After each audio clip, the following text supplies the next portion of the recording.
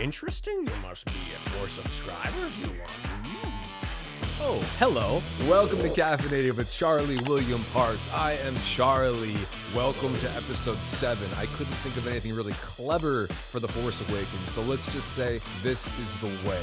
Welcome to Caffeinated, and if you are just joining us for the first time, this is where we talk all things health and wellness. We talk nutrition, we talk supplements, and we talk culture and the arts too, because your health is more than how you look, kid. It's enrichment. It's how you feel, you turkey. It's excitement for life, and it's trying something new. We're all about that here, and we want to give that to you. So come on down. This is your self-growth magazine. This is your pre-workout for the soul. Yeah, buddy, we cover it all in one place, because you don't have time to listen to 50 podcasts, and I don't got time for that, and neither do your friends. So come on, get outside and play, man. Get off the phone. Your friends need you. You ever hear about basketball? Please like, subscribe, share, comment. Let us hear from you. We want to hear from you. That means a lot to us. And on today's show, we are talking why cardio is killing your fitness goals. I'm talking to you ladies, but men, you are not immune either. Let's make sure you are not approaching cardio the wrong way. Boosting testosterone 101, the natural ways to do it to optimize health and the ways you must tread very carefully with. Talk to your doctor as always. In culture and the arts, we're talking Atomic Habits, the massive bestseller by James Clear. Amazing book. We're digging into it. We're summarizing it. I'm telling you how I use the habits every day. On Apple TV, we're talking the TV series Dark Matter with Joel Edgerton. It's great. I'm loving it. I suggest you check it out too. And yeah, I mean, we're going to the quantum realm today, Ant-Man. And lastly, as always, we're going to give you the recipe of the day. This is one you will not want to miss. Get your flavor buds ready. We're going to Flavor Town. We got a high protein, s'mores inspired Brownie Skillet. It's amazing. It's nuts. I built this bot on s'mores and you should too. But before we begin our very exciting episode 7, I can't believe it's episode 7 already. I feel like it's only episode 6. It feels great. But if you're just joining us, welcome. And if you don't know, now you know. We must start with our coffee of the day. Coffee of the day. Coffee of the day. Troubled, I sense your decaffeinated mind is. What are we drinking today, guys? Let's see. Today we are drinking Black Velvet by Atomic Coffee Roasters. If you guys have been tuning in a little bit, you'll see I've been putting these guys on ice after I make it in my V60. This is a great way to drink it because the coffee is still nice and strong. I let it cool for a bit. It doesn't water down quickly. And this is just a nice chill to it. When it's black and delicious like this, you can taste the flavors. Really good stuff. So yeah, man, Black Velvet, it's a dark roast by Atomic Coffee Roasters. It has elements of burnt sugar, graham cracker, and malted milk balls. Malted milk balls. If you guys have tuned in before, this is not the first time I've drank this. This is one of my favorites, and heck, man, it's my show. I can drink whatever I want. I'm bringing these guys back. It's really good. AtomicRoastery.com. They're not a sponsor. I just really like them. I think you might really like them too. Check it out. Enjoy it. Here we go. That is a nice way to start the show. It'd be cool too if you guys could bring some coffee to your desk and you could have some coffee with me as we caffeinate together. That'd be nice. Maybe eventually we'll do a live thing where we all just drink coffee together and talk about stuff. All right. So where do we begin? Why cardio is killing your fitness goals. Now, this is a fun one. You've heard me talk about cardio a lot. And one of the things I find when I speak to people who are either new to fitness or even experienced with fitness is there's a gross misconception when it comes to cardio or cardiovascular activity. Usually when we think of it, we think of I'm doing cardio. I'm going for a run. I'm on the elliptical machine. I'm running after my kids. That's great cardio. Cardio can be very good for your heart. It's known for heart health. Absolutely. We are not anti-cardio on Caffeinated. Cardiovascular activity done appropriately is good for your health. Absolutely. But what many people do not know is studies show resistance training, lifting weights, right? Progressive overload is as beneficial for your heart as cardio is. So we usually think of cardio as having all these heart benefits, and it does, but don't discount weight training for the important heart benefits as well. Keep that in mind, listener. or viewer. We talk quite extensively about resistance training on this show. This is just a little more of that good stuff. Sprinkle a little protein on it, and heck, we've got an episode. But cardio, we want to be clear, is not without merit. It's not bad. We just don't want to be doing it the wrong way or too much of it. You might be doing it the wrong way. You might not know. We always want to make sure, as I sip, our cardio is supporting our fitness goals. It's kind of like mirroring them. So, what are the particular benefits of cardiovascular training itself, especially as it gets more extensive? Well, it's actually stamina and endurance. Whether it's a more intensive HIIT type of training that's often preferable if you're looking to build explosiveness, or even long distance running for extensive endurance. This is why I think cardio is much more important for performance-based athletes. Another thing we want to be crystal clear on, you also get endurance and stamina training benefits from resistance training as well. One way to get more out of resistance training, if you're looking for the stamina endurance, is just rest less between sets. Now, be wary though, if you do that, it may impact your lifting performance. You may be robbing Peter to pay Paul. Another middle ground might be, if you want to work on the stamina endurance, do longer sets. Maybe take the weight down a little, do more reps. That may not impact the progressive overload as much, but you'll be getting the stamina and endurance training down. So cardio is good. We're not kicking cardio when it's down like a clown, Charlie Brown. But here's why cardio may be killing your muscle gains and even your fat loss goals as well, right? That's important. Number one, you are doing too much cardio and you are exerting too much energy on cardio. This is one I see all the time. It's huge. And here's a great way you can kind of take notice of it in your own life. Do me a favor. Next time you go to the gym, look at all the people on the treadmills and the elliptical machines or whatever they have in that area, and then look at everyone who is lifting weights, resistance training. You may be shocked to see the people who are generally in better shape are strength training. I'm not shocked to see this because I've seen this. I've observed this. There's a few reasons for this. One being strength training has more benefits and the vast amount of your energy should be going towards building that muscle because of those benefits. This does a myriad of terrific things for you. It raises metabolism. It improves your appearance, absolutely. People weight training are generally looking better. There's a law of diminishing returns generally with cardio. Because our body is always adapting, we want to be the adaptable mouse. That means we often, not always, but we often need to increase our quantity and duration of cardio as our body becomes more efficient to have the same result. This is no good. That's not good, guys. That's not good at all. The only time this is good is, again, if you're an athlete focused on performance, then it's fantastic. But in contrast, when we talk about weight training, you need to progressively overload your muscles to continue gaining muscle, which does include increasing weight, but you generally don't need to add more workouts in or work out longer. This is a major win for strength training. Stop wasting so much time watching TV on an elliptical machine. You ain't working that hard on it anyway. If you are, that's unfortunate. Boys and girls, go lift something, okay? Number 2 reason you're killing your fitness goals. You are doing so much cardio, you're killing your legs, kid. You're utilizing your legs so much that it is ruining your leg workouts. I myself, who is so far from perfect, fell victim to this many years ago. You may not know this about me, but I absolutely love to run. I love running. I am not a particularly good runner, nor can I run very fast, or for an extremely long time, but I really enjoy it. I love the mental benefits. It helps me with my anxiety, my overall well-being, all that good stuff. That being said, I only run about once a week now. And the reason, it was killing my leg workouts. I couldn't train legs anywhere near as effectively, and your leg muscles make up a huge part of your muscle mass, and they also influence other lifts you can do. Like if you want to do a standing shoulder raise, as silly as it sounds, or standing barbell presses, and your legs are weak, or they're too sore from a run, that could be a tough day to train shoulders. Yeah, your legs make up a lot of muscle on you, and not to mention, after a tough leg workout, you really need adequate time to recover, and running can interfere with that recovery as well. So I was definitely running too much, and combined with the soreness in my legs, there was also way too much wear and tear on my joints. I find now I can do one good run a week. I really, really enjoy it. I get all the good anti-anxiety and endorphin, dopamine releasing feelings from walking now. So again, I love running, but very much in moderation and not at the expense of weight training or my joints. Number three,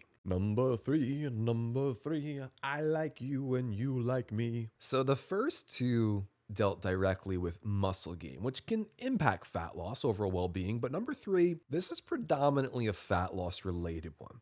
All right. If you are using cardio to keep yourself in a caloric deficit, no bueno. And as your body adapts to the cardio and your metabolism is also slowing because you're in a deficit, a caloric deficit, you just keep adding cardio in order to see results. This can't last forever. You simply cannot do 7 hours a day of cardio and maintain it and mentally function as well as a human being. And it's an absolute disaster. Do not make this the way you lose fat. Do not lose fat from cardio. Huge mistake people do all the time. They want to lose weight, they increase the cardio, increase the cardio, increase the cardio. There is an enormous law of diminishing returns here. It will bite you in the butt. It will not work out forever. It will probably stop working out for you sooner than you realize. It's one thing to get so many steps in a day, which I absolutely believe in. It's something entirely different to continue to increase cardio and duration.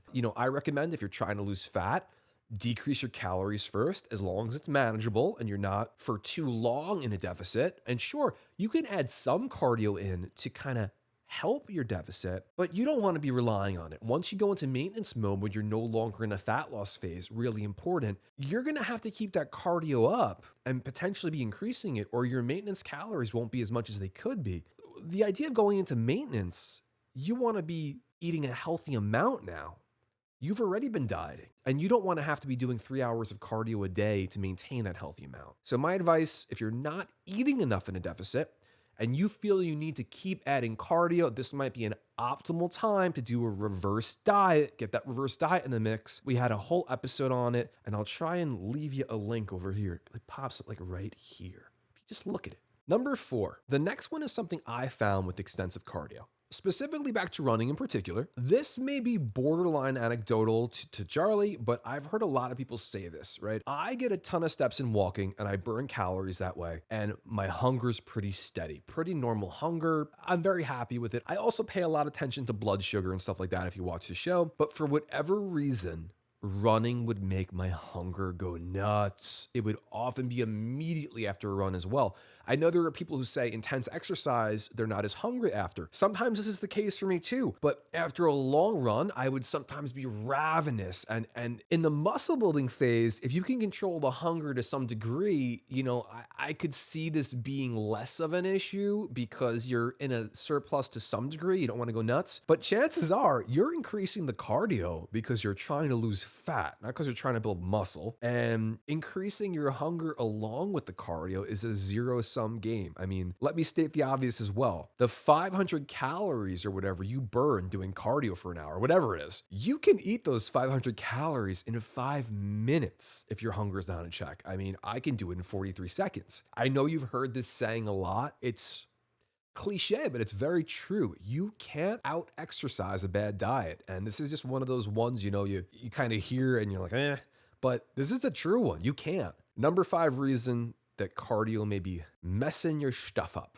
I need a sip for this one. Competing signals. Big one. Big one. If you're telling your body you're training for endurance and strength at the same time, you're likely going to get a little bit of both, but you're certainly not going to maximize both. That's why extreme fat loss and extreme muscle gain usually don't go together at the same time without a pharmaceutical cocktail I do not recommend you take. This, of course, is a concern with muscle gain because when you want to improve your overall body composition, you 100% want to be resistance training. You want that to be the foundation. You want that to be the priority. Not that there can't be any cardio, but you do not want it to be the focus of your training. Remember that muscle gain is also your best friend in getting leaner. The more muscle you have, the better you look, the more calories you burn at rest. Overall, your health picture changes for the better with muscle gain, not to mention longevity and your overall wellness. So don't let excessive cardio confuse it. Don't be the hamster, wasting its life away, never getting the cheese. That was a fantastic analogy, Al. Let's keep it in. Finally got one I could keep in. So again, it's an enormous misconception that cardio is best for fat loss. It is not. resistance training is, best long-term for fat loss. It will improve your metabolism, overall health, and your overall appearance more effectively. Not to mention with too much cardio, you have to worry about if you're signaling your body to shed muscle, so you can endure for longer. The lighter you are, the easier that is to do. With weight training, this isn't a concern. Just look at sprinters versus long distance runners. Even though both are cardiovascularly training, one is telling their body we need to explode for a short burst, a short period of time. This equates often to muscle gain. Long distance runners are kind of telling their body, hey, we got to run 30 miles here and hopefully not die. So let's shed some weight, Phil. Nothing against long distance running, guys. If you're into that, that's cool. Listen, man, the only thing I'm running from is decaf.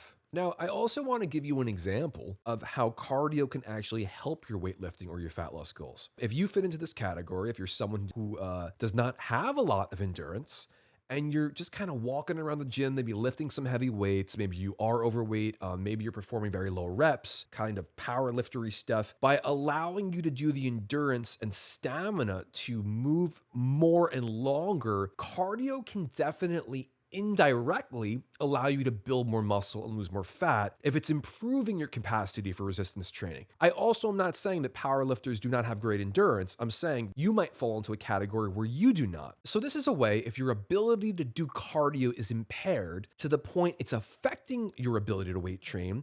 This is one that cardio not only benefits your health, but your muscle gain and your fat loss as well. That's awesome. So cardio in moderation, great for your heart, great for your health. If you're an athlete, of course, you're going to be doing more cardiovascular activity based on your sport. Listen, if your passion is marathon running, I get it, but I would not recommend that to someone who just wanted to look great and feel great. That wouldn't be the path I recommended. That's, again, a very unique passion. So what do I recommend and what do I do cardiovascularly? I think 30 minutes a day of cardio is excellent.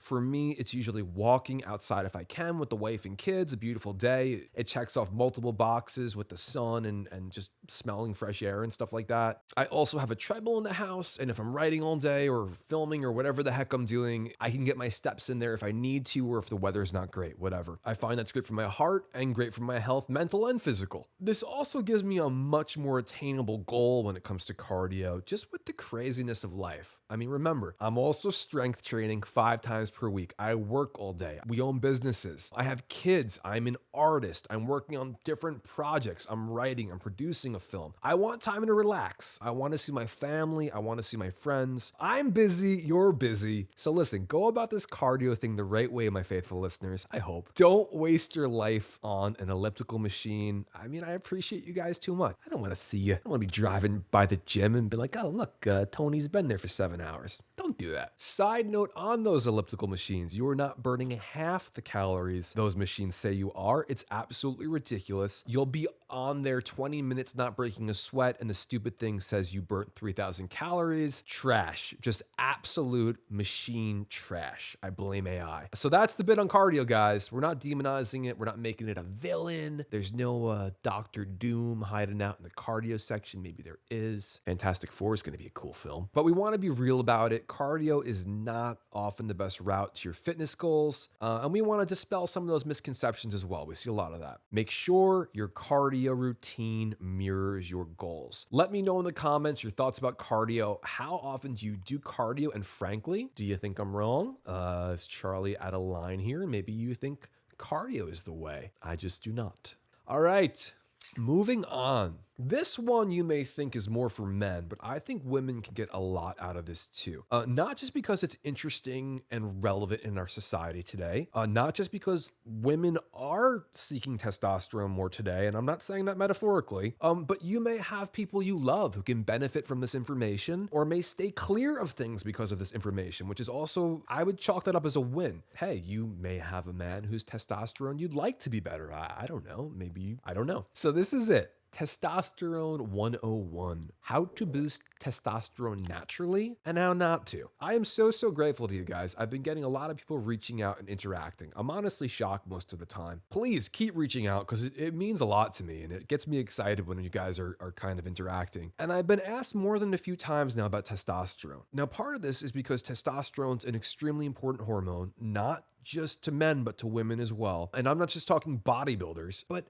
it's also important because of the popularity of TRT today. Now, TRT is testosterone replacement therapy. You may also hear the term HRT, hormone replacement therapy, used. We're going to do a deep dive on testosterone today, all things, and hopefully we can both educate a little bit as to the good, the bad, and certainly the dangers, and also maybe give some people some insight on the things they may want to try naturally. Now, first, of course, we must have some disclaimer speak. Charlie needs to cover his butt here. I've got that Eastern European thing going on here, so I need SPF 5000 right about now to keep my tush from looking like a tomato. I am not a doctor. I am not your doctor. I'm not even qualified to look at a rash on your ass and tell you you should see a doctor. Testosterone is a hormone. It's not a joke. If you're even thinking about taking TRT or some other drug like that, you must talk to your doctor. You must take it seriously. Don't mess around with this stuff, guys. This can impact your life forever. Take what I say at most as some insight for thought, and at least I hope it's entertaining. So I'm going to quote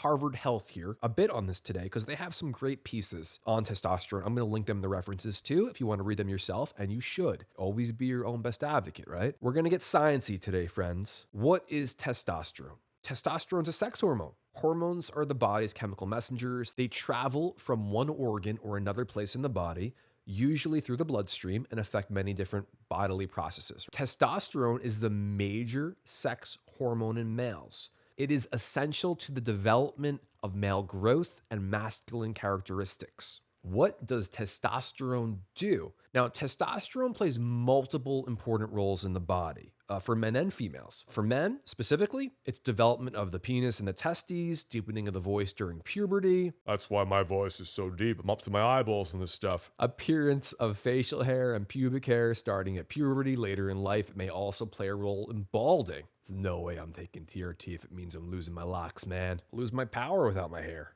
Testosterone obviously contributes to muscle size and strength. This is the most well-known one, I think, and we'll talk about this one in depth. Bone growth and strength, sex drive or libido, sperm production in men. There's also science supporting that testosterone may play a healthy role in mood. That's a couple of things that testosterone does. It sounds like the whole conversation will be focused around men due to the seemingly masculine properties associated with testosterone, but in healthy amounts, testosterone is also very, very important for women as well. For women, it's produced in the ovaries, however, and the adrenal glands, and it's actually one of several androgens or male sex hormones found in females. These hormones are thought to have important effects on ovarian health, ovarian function, bone strength, and possibly sexual behavior and libido as well. But once again, per Harvard Health at least, the evidence is not conclusive. So when we think women and their reproductive health, we always think the ovaries, and the proper balance between testosterone, along with other androgens, and estrogen is very important for the ovaries to work normally, to function. Let's put an exclamation on it clearly for women who want not just to have good muscle gain and bone health, but healthy functioning reproductive ability as well. We don't want to discount the importance of testosterone here. And before we talk about testosterone and potentially improving it, or maybe not, how not to, we want to talk about some reasons why we don't want low testosterone, abnormally low. The coffee is so good, guys, but I'm drying my voice out here. I gotta switch to electrolytes. Rehydrated and feeling great. Low testosterone has been shown to cause loss of muscle mass, lowered libido. It can cause breast tissue to develop in men in a condition called gynecomastia. Doesn't sound fun to me unless that's something I suppose you want. Who knows? It can cause irritability, poor mood. It can cause depression. So again, we definitely want to be maintaining healthy levels of testosterone to avoid these symptoms. It's also been shown abnormally low levels of testosterone can lead to all kinds of disease as well. It's not just a biceps and a mood thing with testosterone. There are legitimate health concerns with testosterone levels that are too low. Now, abnormally high levels of testosterone is not so great either. In fact, they may be just as, if not more problematic. And we're going to have a side note here. You probably figured this already. Abnormally high levels of testosterone is not generally, normally, or particularly a natural occurrence in men. I'm not saying it doesn't happen or it never happens. I'm saying the vast majority of men who have abnormally high and likely unhealthy levels of testosterone are using or abusing testosterone or other anabolic steroid hormones. Can't say it can never happen naturally, but that's not usually what these studies are seeing. Why don't we want super levels of testosterone?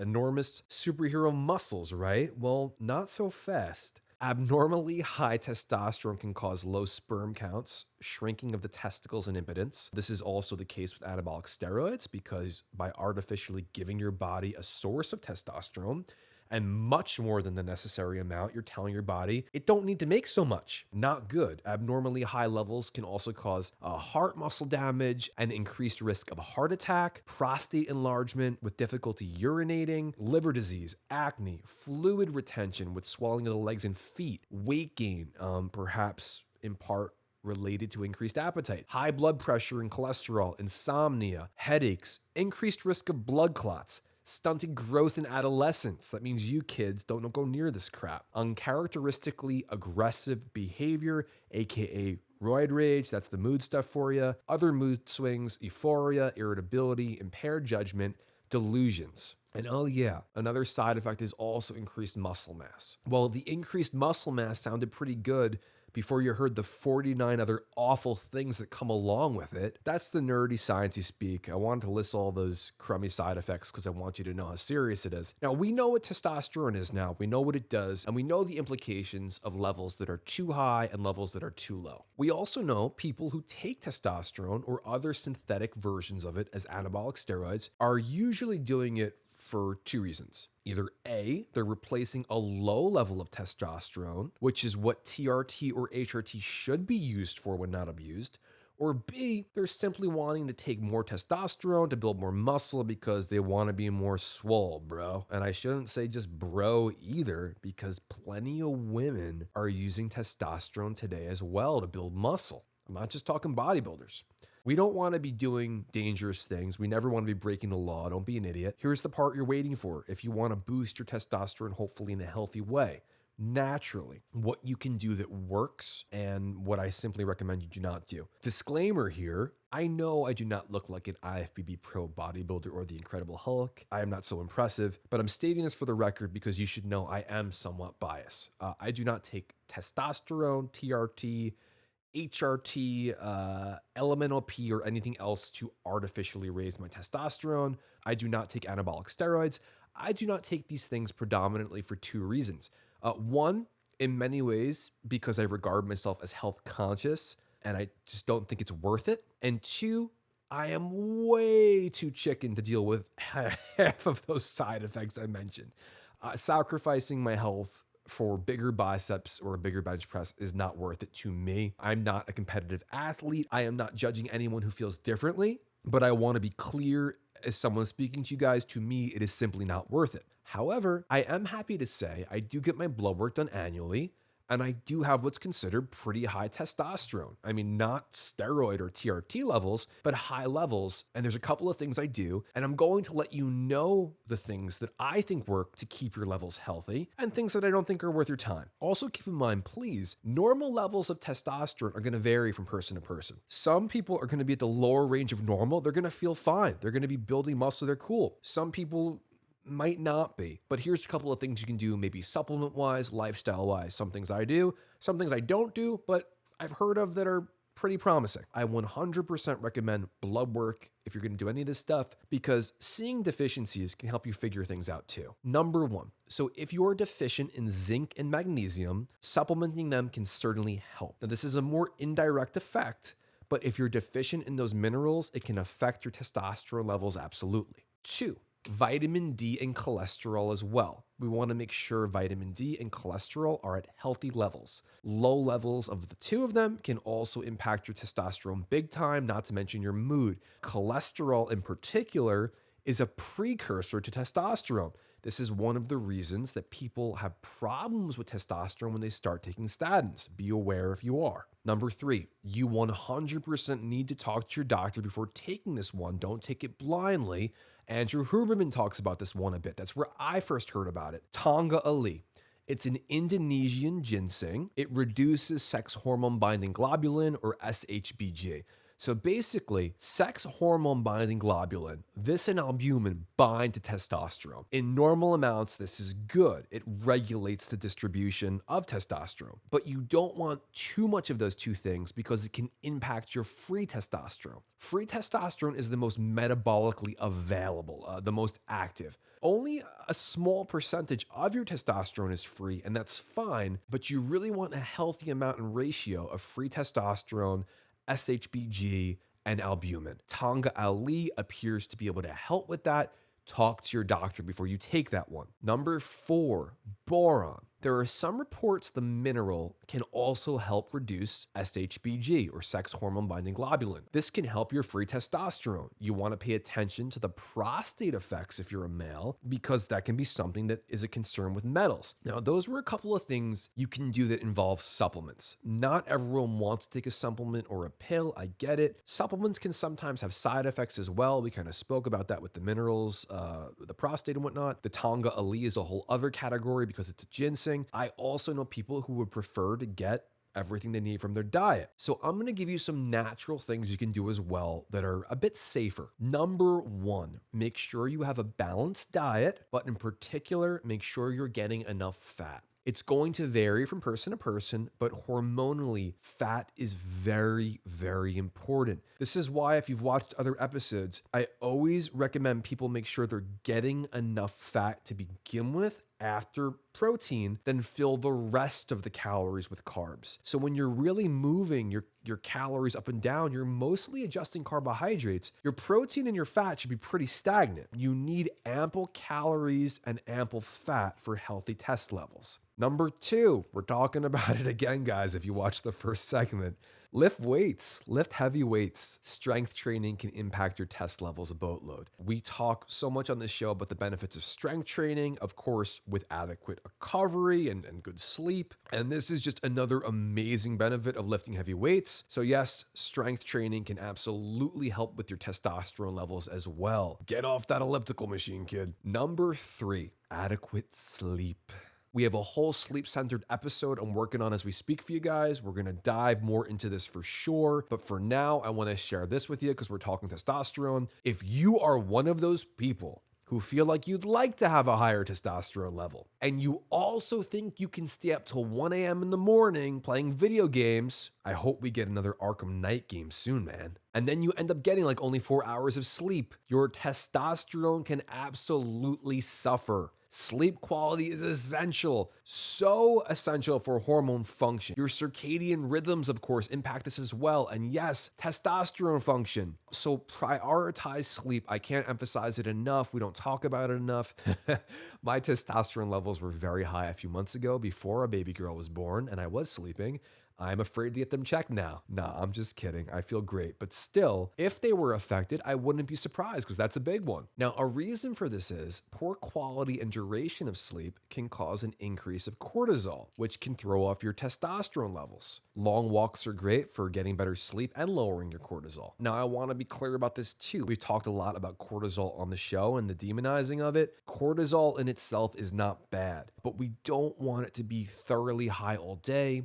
We want peaks and valleys over the course of the day. We generally want higher cortisol in the morning and lower cortisol at night. If your cortisol is too high at night, you're potentially going to have problems sleeping. I will link that episode for you guys. Number 4, are you in a caloric deficit? How long have you been in a caloric deficit for? And are your body fat levels too low? Too low a body fat percentage, as well as a dietary fat allowance, can surely affect your testosterone levels. This doesn't mean you shouldn't try and lose weight, as obesity can also affect testosterone. If you are obese, this is not your problem.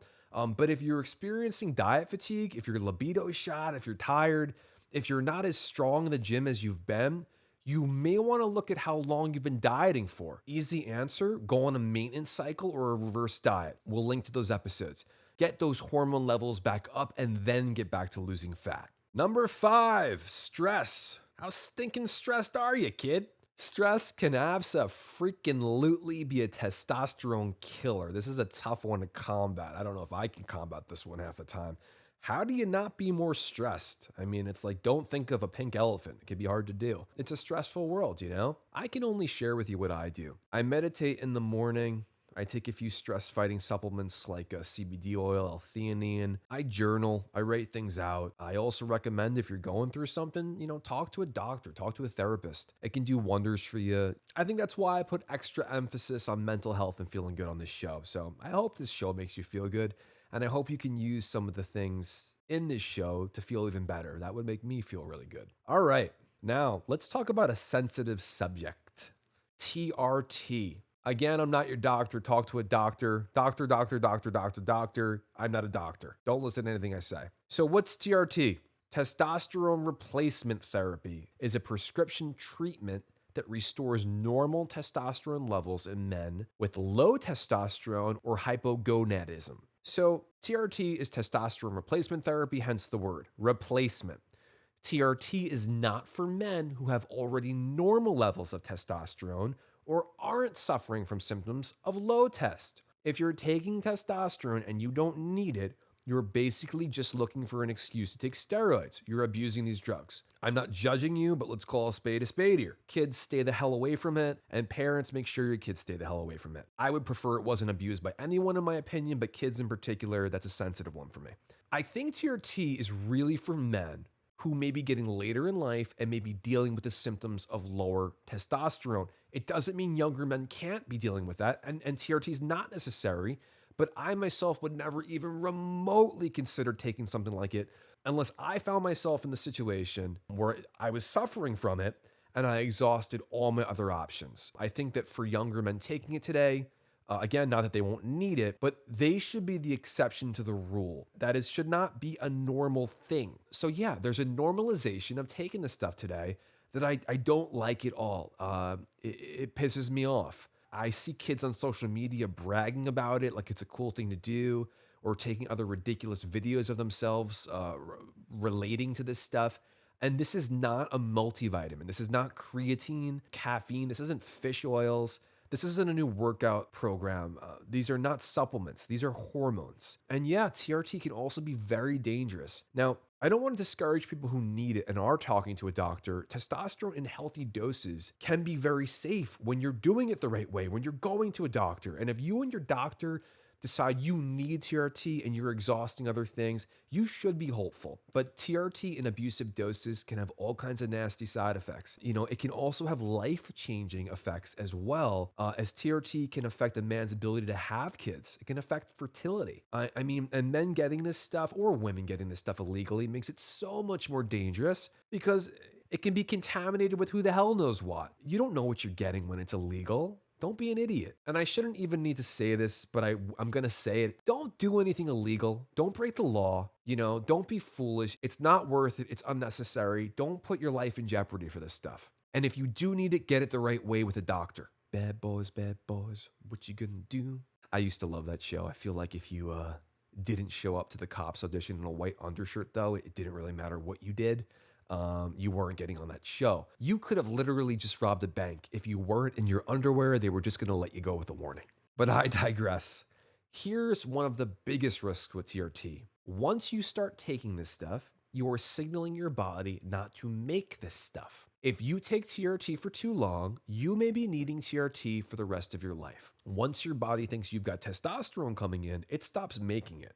So again, you're messing with hormones here, and if you start signaling to your body to stop making testosterone, perhaps even before you've had kids, if that's something you'd like to do one day, this can be an enormous mistake. There also can be more risk for heart disease and cardiovascular disease with abnormal levels of testosterone.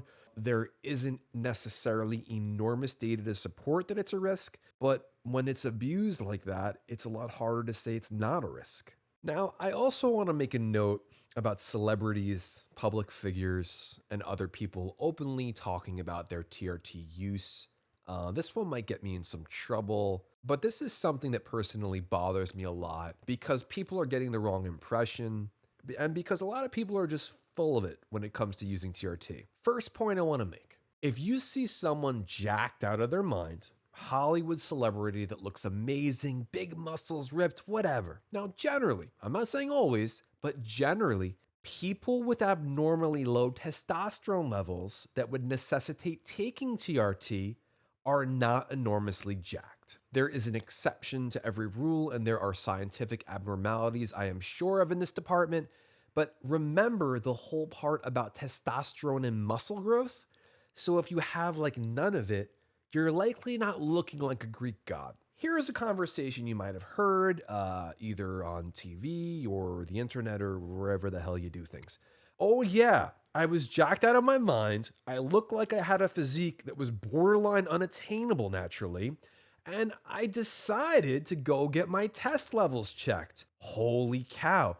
I was 250 pounds of muscle with 8% body fat, and this whole physique I found out was built with ultra low testosterone. My test was in the toilet, so now I'm on TRT and I feel amazing. Right. Yeah. So again, generally people who are in the best shape of their lives, and these are the people aspire to look to, you know, their test levels are not necessarily through the roof, but if you need TRT clinically, you're usually at a level or under 350 nanograms per deciliter. In layman's terms, that's low. That's really low.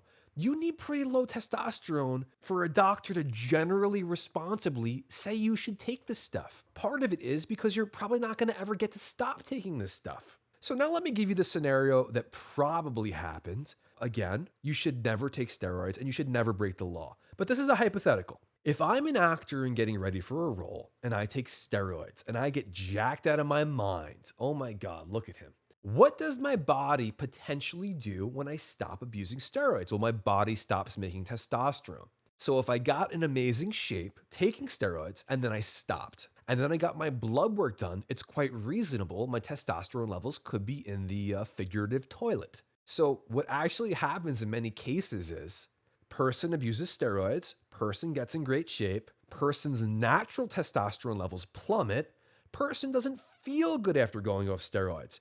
Person goes to the doctor, person gets blood work done, and then the doctor's like, oh, wow, you look like a colossus and you have no testosterone.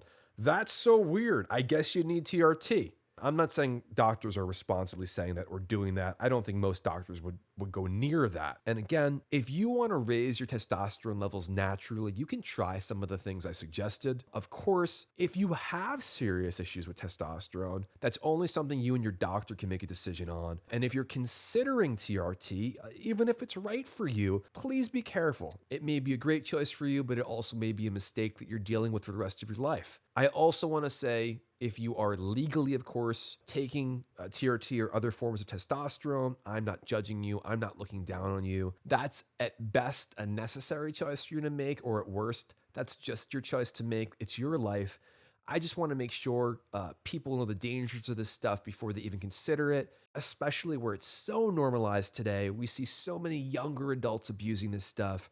And as a father, this is very important to me. Let me know in the comments, what do you think about testosterone naturally increasing it? And what do you think about this stuff with TRT? What do you think about how it's being normalized today? Do you have experiences with it? Would you share them? I would love to hear from you. All right, moving on. Culture and the arts. Culture on the arts.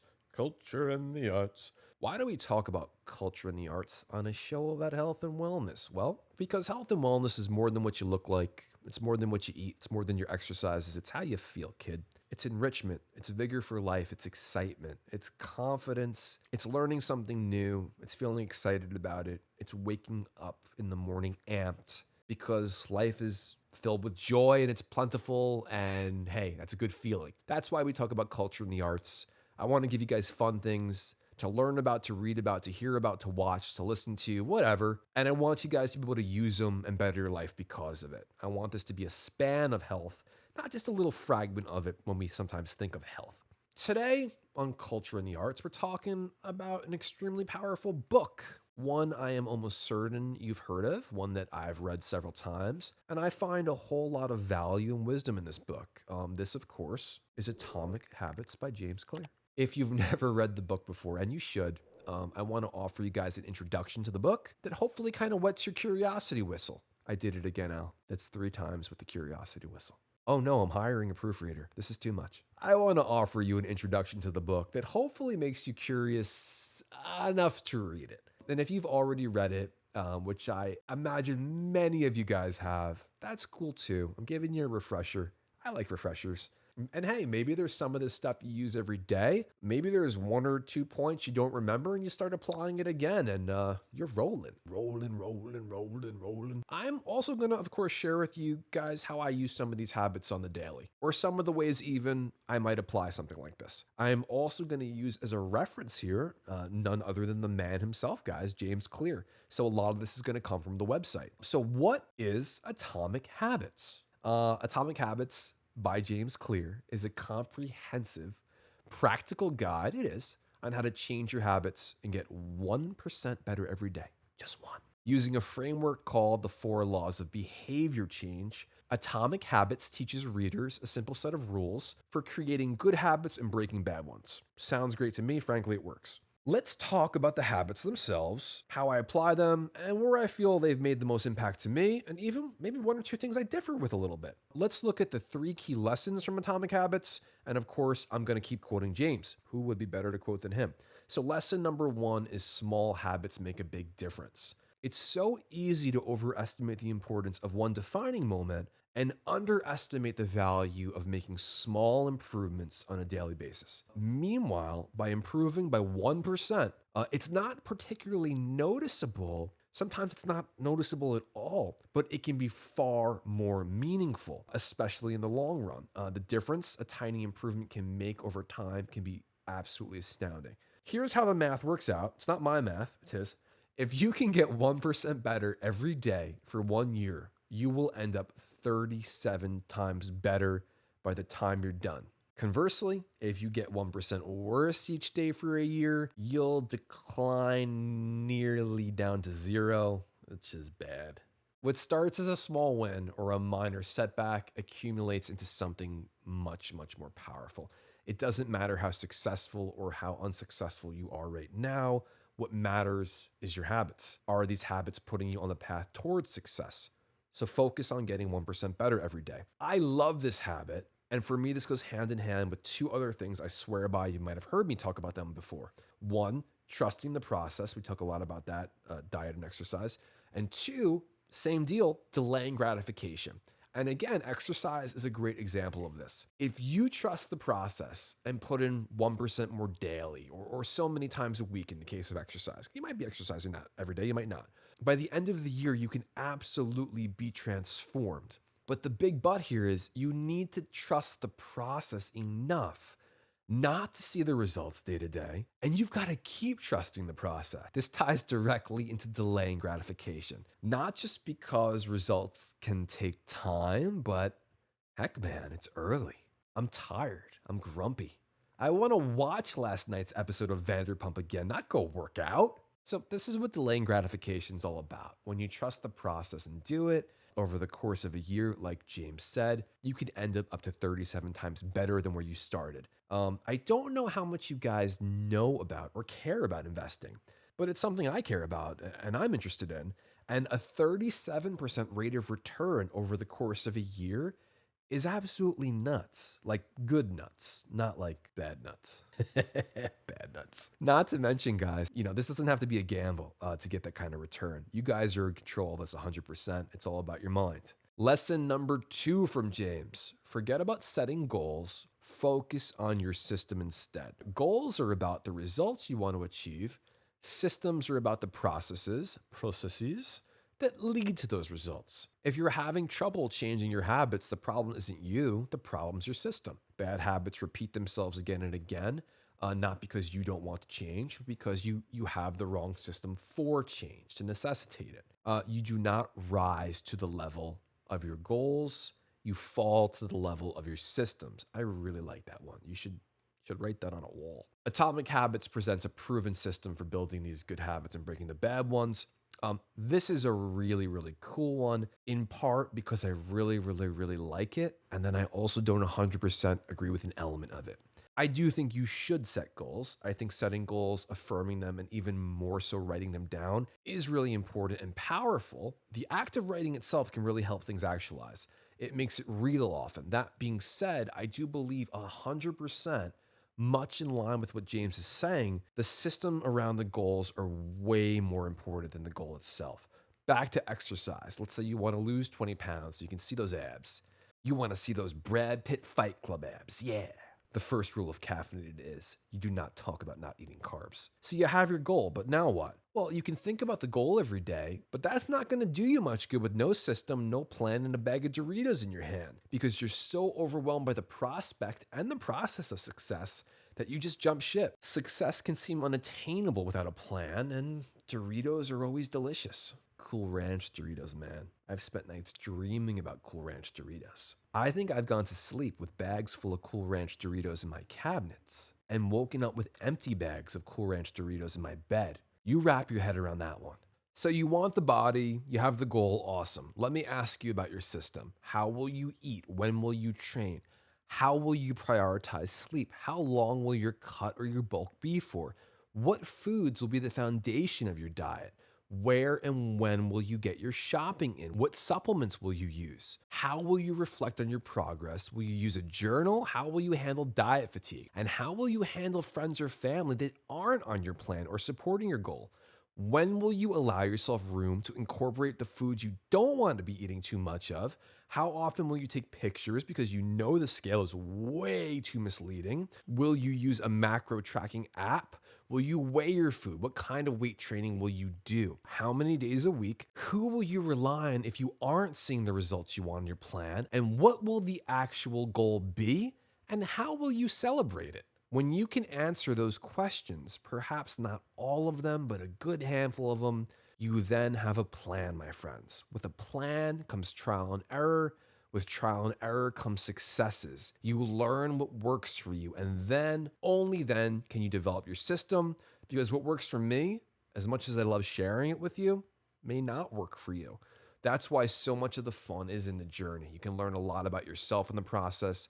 You can also make it fun. Lesson 3, build identity-based habits. Now, the key to building lasting habits is focusing on creating a new identity first. Your current behaviors are simply a reflection of your current identity. Now, what you do now is a mirror image of the person you believe you are, either consciously or subconsciously. To change your behavior for good, you need to start believing new things about yourself. You need to build identity-based habits. Changing your beliefs isn't nearly as hard as you might think. There are 2 steps. Decide the type of person you want to be, prove it to yourself with small wins. Your identity emerges out of your habits. Every action is a vote for the type of person you wish to become. This is one that I talked about a lot in the last year, kind of doing influencing, micro-influencing, whatever the hell that is. I kept preaching this idea of deciding who you wanted to be, or even modeling yourself after someone you wanted to be like, and then kind of reverse engineering it. I was suggesting literally asking yourself daily, if I was someone who had this ability or achieved this thing or this accomplishment, how would I act? How would this person act? How would this person start their day? What would my relationships be like? How would I end my day? Would I meditate? Would I pray? Would I write affirmations? How often would I study or work out or whatever your goal is? Again, there's no wrong or right answer here, but I believe just the act of asking that question, it definitely opens your mind up to possibilities, things you may not have considered before that could be life-changing. I think also, unfortunately, we're often not doing enough, or we expect a result out of an action that's nowhere near comparable in effort. So look at your favorite athlete. Michael Jordan, Wayne Gretzky, Derek Jeter, I don't know. For me, it was always Jaromir Jagr. Jaromir Jagr was always my favorite hockey player, and I never had any real aspirations of being anywhere near as great as a hockey player as he was. I mean, heck, half the time I could barely skate, but Jagr had the ability to keep playing at the highest level when most people his age kept having to retire, and he's still playing. He still does it. And when everyone else after a game would go to sleep, he would go to the rink and skate. He would go to the gym and work out. Now, I'm not saying there's a formula to reach that level of talent. That may be God given. That may be a whole other thing I can't wrap my mind around. But I am saying if you take someone you admire, like any of those athletes or public figures or anyone in your life, I imagine you're going to find enormous work ethics, habits, and systems behind their successes. Reverse engineer this stuff, use it for yourself. And speaking of reverse engineering, we've got some more UAP stuff coming up in a few episodes. You're not going to want to miss that. Do you believe? Do you want to believe? James Clear also offers on his website some great ways to make new habits and break bad ones. In terms of making new great habits, he lists 4 powerful steps. 1, make it obvious. 2, make it attractive. 3, make it easy. 4, make it satisfying. Like a bag of Cool Ranch Doritos. I like this. This is one of the things like my morning. I've been talking about grinding my own coffee beans. It's kind of like the habit of grinding your own coffee beans and using Fairlife Ultra High Protein milk in your coffee. The coffee's the first thing you see in the morning. It's obvious. It's attractive because it's delicious. It's easy because, geez, man, it's just making a cup of coffee. And it's satisfying, again, because it tastes so good. So yeah, it's silly, perhaps. It's simple, of course, but every journey starts with a first step. Put the stuff you want in front of you, and I love this one. How do you break a bad habit? Well, you kind of inverse the first couple of laws. So 1, you make it invisible. 2, you make it unattractive. 3, you make it difficult. 4, you make it unsatisfying. All right, let's go back to Charlie and his addiction to Cool Ranch Doritos. I'm not addicted, I really like them. Take this one with a laugh, but bear with me. What would I do? Well, I wouldn't bring them in the house, which would make them invisible, kinda. I would find a healthier, delicious option that I would actually feel good about eating, like the Sasanta avocado chips. Those are great. I would make it that I tell my kids that those Doritos were bad. So eating the chips in front of them would be almost impossible. And frankly, all of those things combined, not to mention how bad I would feel about polishing off a bag of those delicious suckers, would make the feeling after eating them very unsatisfying. Not during, after. So again, I say this mostly in jest, have a few chips here and there. It's not the worst thing in the world, but you kind of get the idea. And I love this approach when it comes to building good habits and breaking bad ones. Be systematic, be smart, make it easy for yourself, and your chances of success go up. So that's it for Atomic Habits with James Clear. I love the book. You love the book. Read it again. Read it for the first time. Send me a new copy. I've worn out the pages so bad on mine. And as always, let me know what you think in the comments of this very powerful book. And what book should I talk about next? What book do you want to hear about next? I would love to hear from you. So next up, we have Dark Matter. Now, this is a preview of a really cool show I think you want to watch. Dark Matter is an American science fiction television series created by Blake Crouch based on his 2016 novel of the same name.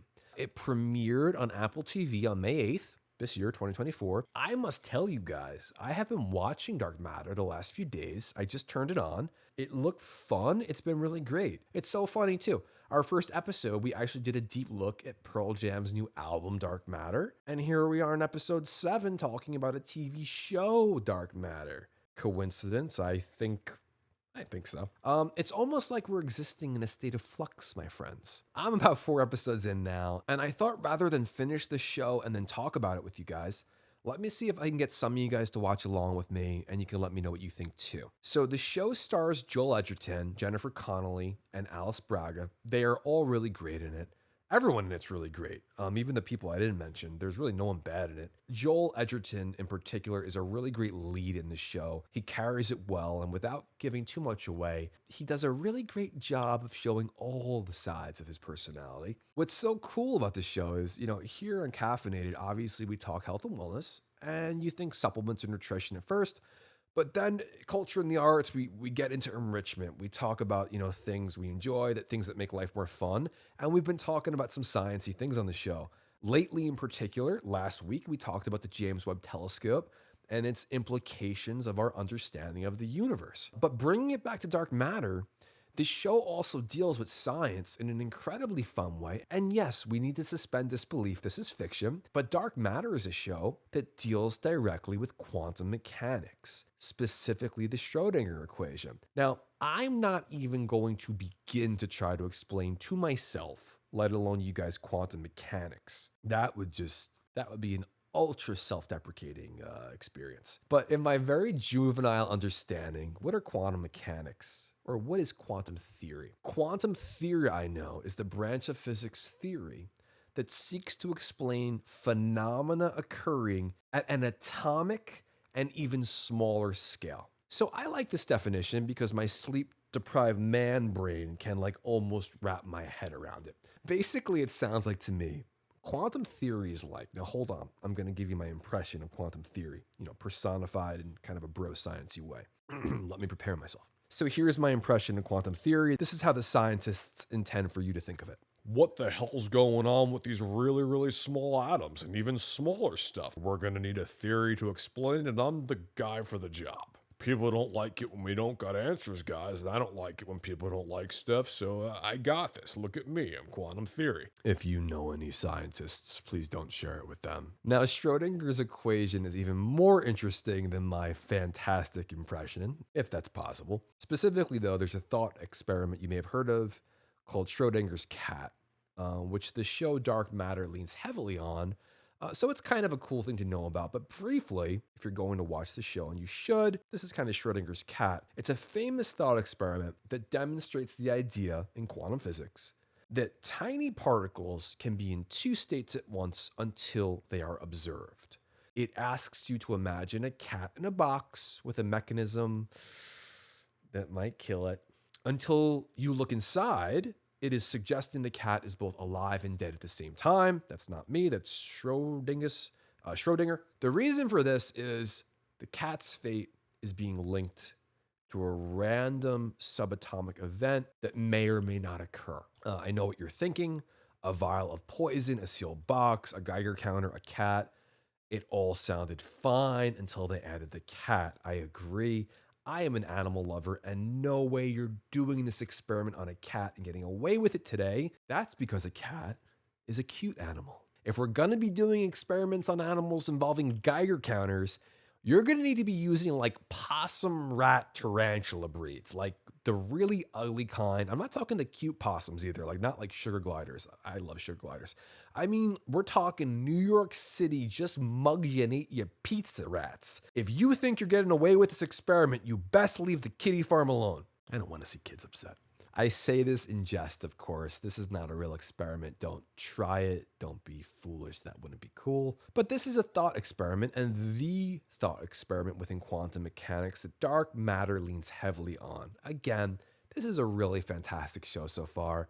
The wife and I are enjoying the heck out of it. She stayed awake for most of the show so far, so that's how I know it's good. You need to check this out. Watch it, guys. Joel Edgerton, Jennifer Connelly, Alice Braga, a bunch of other actors that I don't remember their names, but they're really good too. All great actors, great performances. I think so far it has an 80% rating on Rotten Tomatoes. That's really good. It's going to be 9 episodes, and I actually love talking to you guys about a show while I'm watching it versus after, like X-Men 97 and Baby Reindeer. So hopefully I can hear from you guys your take on it as well. I like the interaction. Yeah, try to start a conversation. Charlie likes his chicken spicy. Let me know in the comments if you're digging the show so far. I want to hear from you. That Joel Edgerton guy's cute. All right, last up, as always, we got the recipe of the day. Today's recipe is fantabulous. We've got a high-protein s'mores brownie skillet, over 50 grams of protein. There's a theme here, guys. We want the high protein, we want to make sure it's calorically responsible, and we want to make sure it's delicious. If it ain't delicious, I ain't eating it. So what do we need for this wonderful recipe? Well, you do not need a fire outside to roast the marshmallows on, but you do need a small skillet, of course, and you also need an oven. So here we go. First, preheat your oven to 350 degrees. We're gonna start with some protein powder in a mixing bowl, okay? Last we made this, I used a chocolate coconut collagen fuel from Primal Kitchen. Use whatever you want, get some protein in there. That's a tasty one though. We're gonna use 2 scoops of the Primal because the scoops are small. I dropped my remote. All right, we're adding a quarter cup of almond flour. We're adding 2 tablespoons of cocoa powder. We're adding 1 Truvia packet. That's my non-nutritive sweetener of choice. Use what you like, kid. We're adding 2 tablespoons of a sugar-free maple syrup. We've been talking about it a lot. Wholesome, yum, great ingredients, and delicious. This is made primarily with monk fruit as a sweetener. We love baking with it. It's good. We're going to add half a graham cracker crumbled, a quarter cup of mini marshmallows, a quarter teaspoon of baking soda, and now we're going to top it off with a quarter cup of almond milk. Optional add-in if you're feeling nutritionally frisky. A tablespoon of natural peanut butter goes wonderful in this recipe. If you have a few extra calories to spare, it really helps with the texture as well. I love it. Now you're going to mix it all up, and you're going to know when it's ready when it kind of looks like a brownie mix. Pour the beautiful mix into the skillet. Good luck not dipping your fingers into it like I do and tasting it like a caveman. Let it bake for about 15 minutes. And once you pop this out, guys, sprinkle that other half of the graham cracker on it. Add in a few more mini marshmallows, and if you are so inclined, sprinkle some chocolate chips on there as well. This will be amazing. You will love this. You will want to eat it all the time. You will not feel guilty about eating s'mores, and you may not even want to share this one with anyone. That's how good it is. All right, guys, that's our show for today. Next week, we are going even deeper, even more health, wellness, art, and culture. We got sleep studies, alien stuff. We got VO2 max, body recomp. We're talking about supplements I love. We're talking about diet plans, music. I'm giving you life hacks to enrich your life. I'm telling you about all kinds of cool stuff I found during the week. It's your one-stop magazine for all of it. And remember, my friends, I say it a lot, health and wellness isn't just how you look, it's how you feel. It's excitement, it's vigor for life, it's quality of life. I'm into that stuff. You are into that stuff. This is where we meet once a week. This is the droid you are looking for. Meet here once a week we must. So please like, subscribe, comment if the platform you're listening on allows. Let me know what else you want to hear about. Talk to me. Leave a review if you can. It would mean a whole lot if you did. And heck, at the very least, subscribing will let you know when episode 8 comes out. Episode 8. I cannot believe it. And as always, the way we end lastly, and most importantly, please take this with you for the day. Please know you are appreciated. I appreciate you. I got you. And thank you so much, guys. I'll see you next time.